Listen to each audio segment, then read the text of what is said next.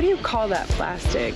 ABS type plastic. Yeah, it's got that ugly yellow old Dinge look.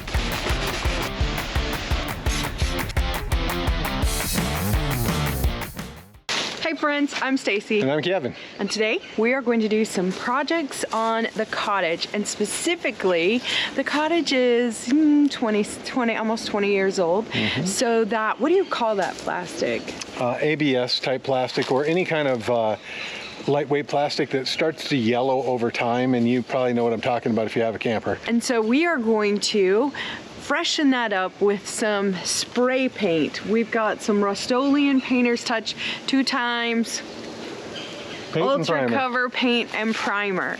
So we're gonna fix some of that. You can see some of it like right here.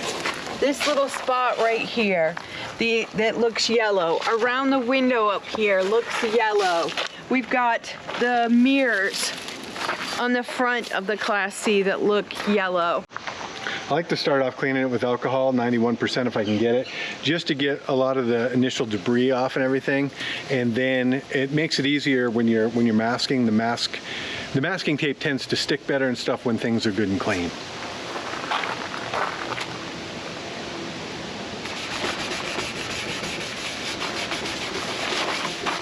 The next thing we're gonna do is make sure that we have everything covered and masked wherever we're not gonna paint. Because it is spray paint, we know we're gonna have some overspray. So we wanna make sure that we do that really well. You can see we've got blankets we put on the front. We're gonna use some tape and tape up all around everything and just make sure everything is covered.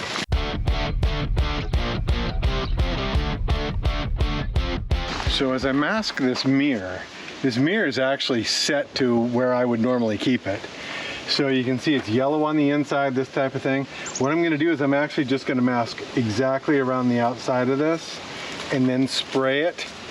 If it gets on the inside here, it'll just make it look better, but that's the place I always keep it.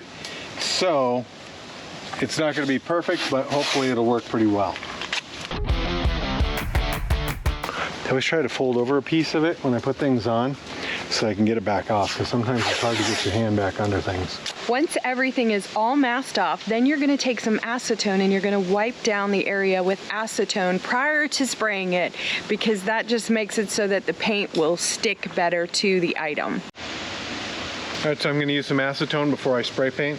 When I spray paint plastic, acetone does a real good job of making it so that the paint will actually adhere to the plastic.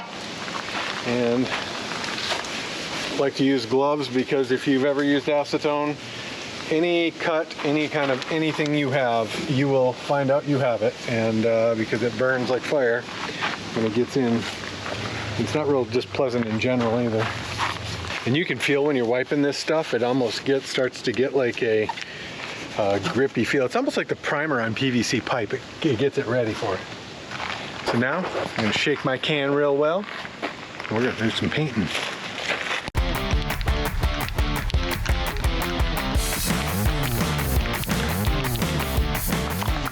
Now I'm gonna try to just do light dusting, but I'm gonna try to get the places that are gonna be really difficult to get to first, which is like the underneath.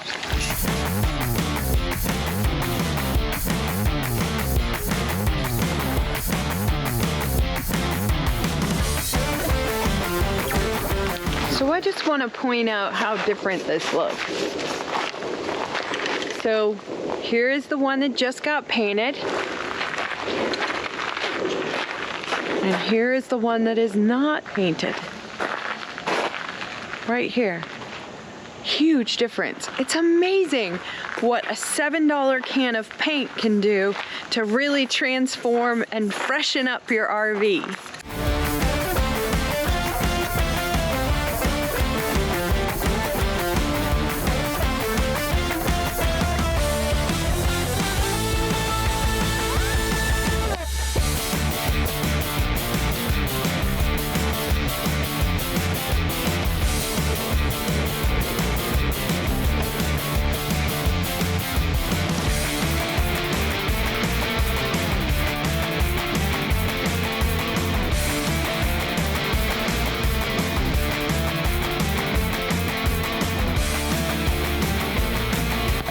I love the way this turned out. I hated that yellowing that yellow plastic. So I'm super excited about how this looks. If you want to see more projects like this, you can go to our channel and click on any one of our playlists, or you can visit our website at www.befreebenson.com, where we'll also have links to the products that we use, and you can find step-by-step instructions for projects and things like that, tips and tricks.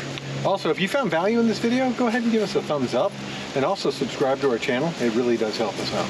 As always, doing things yourself, spending $8 on a can of paint can make a huge difference and save you tons of money and allow you to be free.